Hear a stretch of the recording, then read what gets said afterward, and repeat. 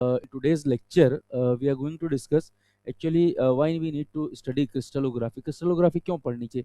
अच्छा, इससे पहले वीडियो लेक्चर में मैंने एक बात की थी आप लोगों से कि क्या बोलते हैं, किसी को भी गेट एग्जामिनेशन में कोई क्लेम करना है तो आप लोग अप्लाई करिए। मतलब हम लोगों को अपना जो है डाउट दीजिए प्लस सपोर्टिव एविडेंस दीजिए। तो काफ़ी बच्चों ने दिया था डाउट। जो क्लेमिंग का जो क्वेश्चन था लगभग स्टूडेंट्स का सेम ही था। तो हम लोगों ने उनका हॉल टिकट भी कलेक्ट किया और उनके नाम से हम लोगों ने अप्लाई कर दिया। ये आपको बताना था। और दूसरी बात, अब हम लोग आगे चलते हैं। क्रिस्टलोग्राफी क्रिस्टलोग्राफी क्यों पढ़नी चाहिए, सबसे पहले तो ये डिस्कस करेंगे। कोई चीज़ क्यों होता है, अगर क्यों का जवाब मिल जाए तो चीज़ काफ़ी इंटरेस्टिंग हो जाती है। क्लियर है यहाँ पर बात? हर चीज़ में एक अंदर से आवाज़ आती है क्यों, तो वो क्यों है वो यहाँ पर हम लोग डिस्कस करेंगे। तो सबसे पहले हम लोग स्टार्ट करते हैं। देखिए ज़रा सा, बहुत सारी थ्योरीज हैं जिनको जो हम लोग पहले, अक्सर जगह ऐसा होता है कि पहले क्रिस्टलोग्राफी पढ़ाते हैं, बाद में जो है सारी थ्योरीज वगैरह डिस्कस करते हैं।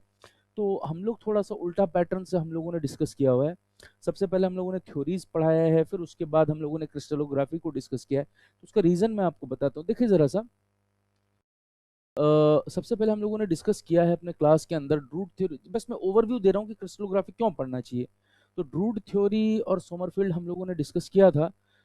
ये दोनों लगभग सिमिलर ही थे। दोनों का मेन मुद्दा ये था, मेन टारगेट ये था कि electrons are totally free in the metal. Clear है यहाँ पर? मेटल के अंदर इलेक्ट्रॉन्स कैसे हैं बताइए ज़रा सा? टोटली फ्री है। फिर हम लोग क्या किए थे, धीरे से बैंड थ्योरी में आ गए थे। और बैंड बैंड थ्योरी में जब हम लोग आए थे तो हम लोगों ने केपी मॉडल को डिस्कस किया था। जब हम लोगों ने केपी मॉडल को डिस्कस किया था तो उसमें हम लोगों ने पीरियोडिक नेचर ऑफ पोटेंशियल को डिस्कस किया था इस तरह से। Potential is varying inside the crystal like that. Try to see here, this is the graph of the potential like that, and sometimes electrons are present over here. ये height है potential की, और हर जगह पे पीक सेम है, ऐसे समझ लीजिए। और इलेक्ट्रॉन उसके नीचे है। अच्छा, पोटेंशियल एनर्जी का मतलब किसी चीज को थामे रखने वाली एनर्जी, छोड़ना नहीं है। क्लियर है यहाँ पर? मान लीजिए ये बाजू और ये कंधा अगर जुड़ा हुआ है तो यहाँ एक एनर्जी है, पोटेंशियल एनर्जी, जिसने इन दोनों को थामे रखा हुआ है। तो ये इलेक्ट्रॉन की जो एनर्जी है वो पोटेंशियल एनर्जी के अंदर है। क्लियर? नीचे है। मतलब इलेक्ट्रॉन की एनर्जी पोटेंशियल एनर्जी से ज्यादा नहीं है, तो ये पोटेंशियल एनर्जी इतना ज्यादा है कि इलेक्ट्रॉन को थामा हुआ है। Electron is not free. It means if electron is need to be freed from this potential, it must have certain energy which is definitely greater than this potential energy. Clear है यहाँ पर? बात समझ में आया नहीं समझ में? तो मैं ये कहना चाह रहा हूँ, शुरू में तो बोल रहे थे ड्रूड और सोमरफेल्ड के इलेक्ट्रॉन्स टोटली फ्री हैं, लेकिन जब बैंड थ्योरी आया और जिसमें केपी मॉडल को डिस्कस किया गया, ये पोटेंशियल एनर्जी, और मैंने बहुत अच्छे से आपको एक एक पॉइंट ड्रॉ करके दिखाया कि हाँ ग्राफ ऐसे ही बनना चाहिए, यहाँ पीक आना चाहिए, ये सब हम लोगों ने ड्रॉ किया है इलेक्ट्रॉन का मूवमेंट के हिसाब से पीक डिसाइड। तो मैं ये कहना चाह रहा हूँ कि इलेक्ट्रॉन अगर यहाँ पे है तो पोटेंशियल से नीचे है, पोटेंशियल हाई है, इतना एनर्जी ज्यादा है कि इलेक्ट्रॉन को थामे हुआ है। पोटेंशियल का मतलब ही होता है थामे रखना। तो इलेक्ट्रॉन को अगर फ्री होना है तो पोटेंशियल एनर्जी से ज्यादा एनर्जी उसके पास होनी चाहिए, तब ये इलेक्ट्रॉन, ये वाला केस डिसाइड होगा। ये लोग कह रहे थे हमेशा फ्री है या हमेशा फ्री नहीं है। क्लियर है यहाँ पर? Now let us start. If I proceed further, तो अब इलेक्ट्रॉन तो यहाँ फ्री है, इतना पोटेंशियल एनर्जी चाहिए इसको। मैं ये पूछता हूँ आपसे, चलो एक क्रिस्टल के लिए पोटेंशियल एनर्जी का वेरिएशन ये हाइट तक होगा, किसी क्रिस्टल में पोटेंशियल एनर्जी इतना भी तो हो सकता है, किसी क्रिस्टल में पोटेंशियल एनर्जी इतना हो सकता है। क्लियर है यहाँ पर? हर क्रिस्टल में जरूरी तो नहीं होगा कि पोटेंशियल एक ही तरह का हो, समान रूप से हो। इसका मतलब पोटेंशियल वेरी होता है क्रिस्टल के अंदर। तो क्रिस्टलोग्राफी पढ़ने का मकसद ये है कि हर क्रिस्टल का स्ट्रक्चर इस तरह से है कि उसके अंदर की पोटेंशियल एनर्जी का ग्राफ का वेरिएशन बदलता रहता है। तो I hope you you got one of the reason to study the crystal, because one of the reason I am telling you that we have to study crystallography in order to understand how the potential variation inside, how the crystals are behaving, so that their internal potential energy is varying, and electron needs some extra energy over that potential energy in order to jump out of that bond. Is it clear or not? Now let us start further. तो आपको ये अंदाजा लग गया होगा कि crystallography पहले पढ़ना चाहिए या बाद में पढ़ना चाहिए। पहले आप ये तो जान लीजिए कि इलेक्ट्रॉन का हाल क्या है और किस क्रिस्टल के अंदर किस तरह से है। बात समझ में आया नहीं समझ? तो इसीलिए हम लोग पहले थ्योरी पढ़ा देते हैं कि आपको पता चल जाए कि क्रिस्टल पढ़ना ही क्यों है। क्लियर है? इसलिए पढ़ना चाहिए कि हर क्रिस्टल का अंदर का वेरिएशन अलग अलग है। तो इसीलिए क्रिस्टलोग्राफी का मतलब ये होता है, क्रिस्टल ग्राफी मतलब पढ़ना। क्लियर है यहाँ पर? बात समझ में आया नहीं समझ में आया?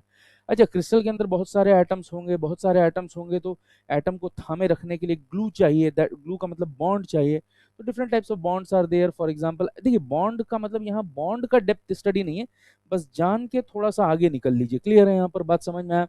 तो सबसे पहले हम लोग स्टार्ट करते हैं ionic bond. Ionic bond mainly form होता है एक एग्जांपल अगर मैं दे दूं, NaCl बहुत फेमस स्ट्रक्चर है जिसको हम लोग को पूरे सिलेबस में लेके चलना, पूरे सिलेबस इस पे आधारित है। क्लियर है यहाँ पर? तो Na plus Cl minus, Na ने प्लस आयन बनाया, Cl ने नेगेटिव आयन बनाया, इलेक्ट्रॉन गेन करके इलेक्ट्रॉन लूज करके, बस एक बॉन्ड का ओवरव्यू ले लीजिए। कोवैलेंट बॉन्ड का मतलब सिंपल सा ये होता है कि पराया भी अपना समझ लीजिए। क्लियर है यहाँ पर बात समझ में आए? किसी और को चीज को अपना समझ लो, मेनली सेमीकंडक्टर वगैरह में होता है।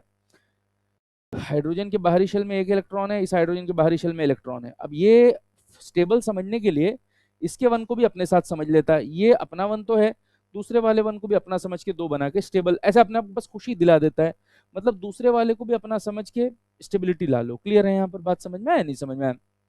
Now let us start with the metallic bond. Metallic bond normally metals में जो बाहरी शेल में इलेक्ट्रॉन होते हैं उनको कहा जाता है डीलोकलाइज्ड। मेटल के जो बाहरी शेल में इलेक्ट्रॉन्स होते हैं उनको कहा जाता है डीलोकलाइज, मतलब लोकलाइज नहीं है, एक लोकल एरिया में नहीं है, मतलब वो कहीं भी जा सकते हैं, एक फ्री है। क्लियर है यहाँ पर बात समझ में आया? तो जब ये अपनी जगह से मूव कर जाते हैं तो आयन क्रिएट हो जाता है, और वो आयन बॉन्ड बनाने में जो है मदद कर देता है। क्लियर है यहाँ पर बात समझ में आया, नहीं समझ में आया? आगे चलते हैं, एक ओवरव्यू लेके चलिए बस, बॉन्ड का बहुत डेप्थ स्टडी वो केमिस्ट्री वालों के लिए।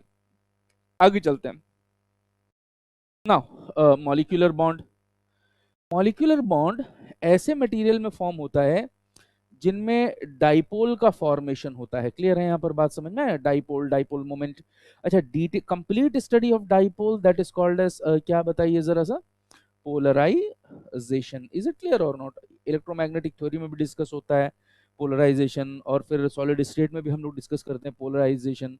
क्लियर है यहाँ पर बात समझ में आया? नाउ हाइड्रोजन बॉन्ड मेनली जो है वाटर मॉलिक्यूल आप समझ लीजिए, हाइड्रोजन, हाइड्रोजन ऑक्सीजन, फिर यहाँ पे ऑक्सीजन जुड़ जुड़ के बना लेता है अपना। क्लियर है यहाँ पर? तो वाटर मॉलिक्यूल में मेनली होता है हाइड्रोजन बॉन्ड। इलेक्ट्रॉन ज्यादा जो है ऑक्सीजन की तरफ मूव कर जाते हैं क्योंकि इसके अंदर इलेक्ट्रॉन को खींचने की क्षमता ज्यादा है, तो इसीलिए ऑक्सीजन पे नेगेटिव चार्ज आ जाता है, पार्शियल डेल्टा नेगेटिव। और यहाँ पर डेल्टा या सिर्फ प्लस लिख लो, इलेक्ट्रॉन ये लूज कर देते हैं ऑक्सीजन की तरफ, इसीलिए यहाँ पर प्लस चार्ज आ जाता है। और डेल्टा इसलिए लगाते हैं, ये 12th क्लास में बताया जाता है कि ज्यादा खिंचाव इलेक्ट्रॉन का ऑक्सीजन की तरफ है, इसीलिए पार्शियल नेगेटिव, जिसके पास इलेक्ट्रॉन जाएगा उसके तरफ नेगेटिव तो आएगी ही, थोड़ा ज्यादा खिंच के जाता है इसलिए पार्शियल नेगेटिव और लगा देते हैं। क्लियर? और ज्यादा इलेक्ट्रॉन हाइड्रोजन से दूर जाता है, और इलेक्ट्रॉन दूर जाने का मतलब पॉजिटिव तो होता ही है, थोड़ा ज्यादा ही चला जाता है इसलिए पार्शियल पॉजिटिव, एक टेंडेंसी है इलेक्ट्रॉन की। क्लियर है यहाँ पर बात समझ में आया? तो हाइड्रोजन बॉन्ड मेनली समझिए वाटर मॉलिक्यूल में होता है। मॉलिक्यूलर बॉन्ड मेनली यहाँ पर ओवरव्यू लेके चलिए जिनमें डाइपोल का फॉर्मेशन होता है।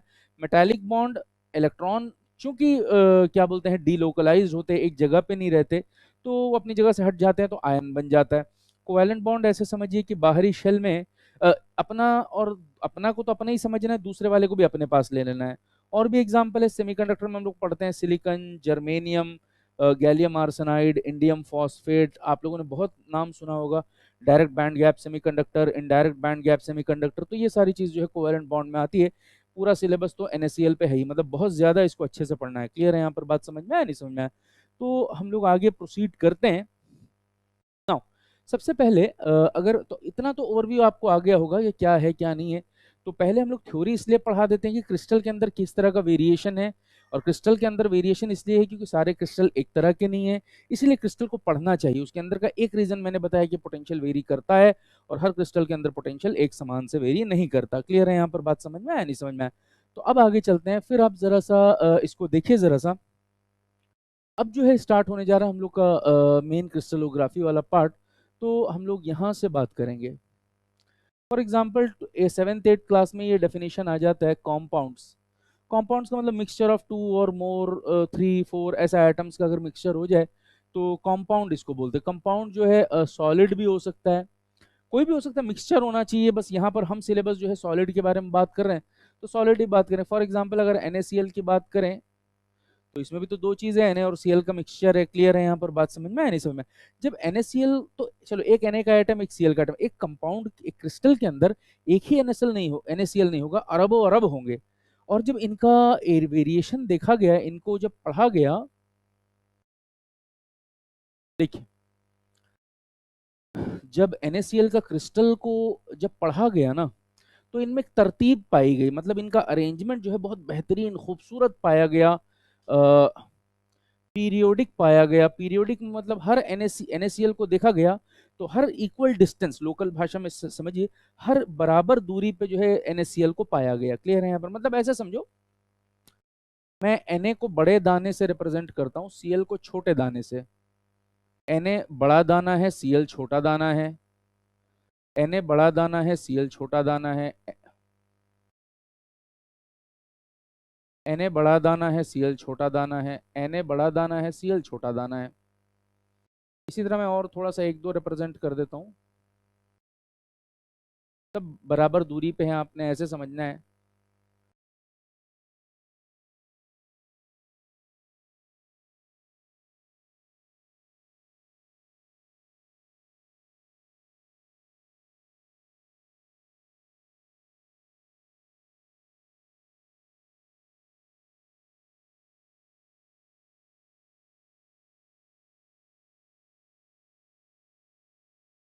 और भी ऐसे जा रहे हैं, और भी ऐसे आ रहे हैं, और भी नीचे को भी जा रहे हैं, और भी ऐसे ऐसे ऐसे ऐसे ऐसे, सामने को भी है ऐसे करके, सामने को भी है, पीछे को भी ऐसे है। क्लियर है? अब 3 डायमेंशन अरेंजमेंट अगर देखना है तो आगे भी देखना है, पीछे भी देखना है। क्लियर? जब इसमें तरतीब से पाई गई कोई भी चीज, कोई भी क्रिस्टल के अंदर अरेंजमेंट ऑफ एटम जो है और बेहतरीन तरीके से हो, पीरियोडिक नेचर का हो, तो इस तरह के सॉलिड को कहा जाता है, दैट इज कॉल्ड एज, क्या बताइए जरा सा, क्रिस्टलाइन सॉलिड। क्लियर है यहाँ पर? तो बड़ा दाना आपका Na है, छोटा दाना आपका Cl है। क्लियर है यहाँ पर? बात समझ में आया? नहीं समझ में आया? आगे चलते हैं।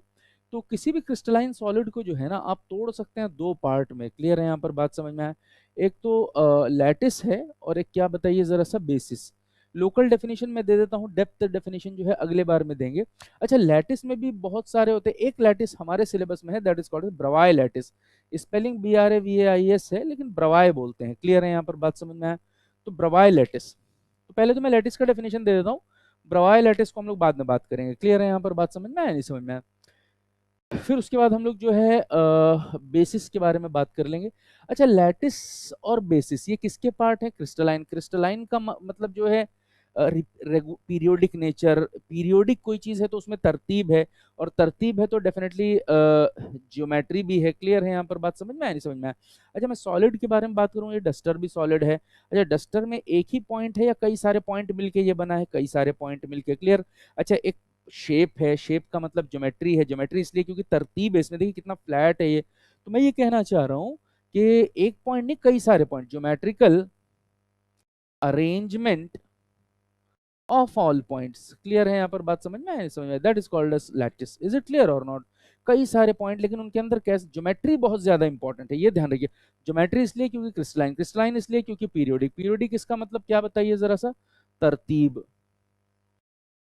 नाउ बेसिस देखिए जरा सा, कई सारे पॉइंट, वो पॉइंट क्या होगा हम लोग आगे चल के डिस्कस करेंगे, but for the time being एक पॉइंट के इर्द गिर्द जो एटम्स होंगे, collection of all points about one point, that collection of all the points, sorry, collection of all the atoms about one point या one lattice point, that is called as basis. मतलब इसमें कई सारे point होंगे, एक point के इर्द गिर्द जितने एटम होंगे उनके कलेक्शन को बेसिस कहा जाएगा। अब ये पॉइंट क्या है, एक्चुअल है, हाइपोथेटिकल, वो एक अलग चीज है, वो छोड़िए, आप लोकल भाषा में ये समझिए, एक प्लेन है, बहुत तरतीब से साफ साफ दिख रहा है, ऐसा नहीं कि उबड़ खाबड़ फ्लैट सरफेस है, तरतीब है इसके अंदर। एक कई सारे पॉइंट मिलके ये प्लेन बना है, एक पॉइंट को उठाइए, वो ज्योमेट्री की वजह से है। क्लियर है यहाँ पर? लेकिन एक पॉइंट नहीं, सारे point, geometrical arrangement of all points, that is called as basis. Clear है यहाँ पर? बात समझ में आया? नहीं समझ में आया?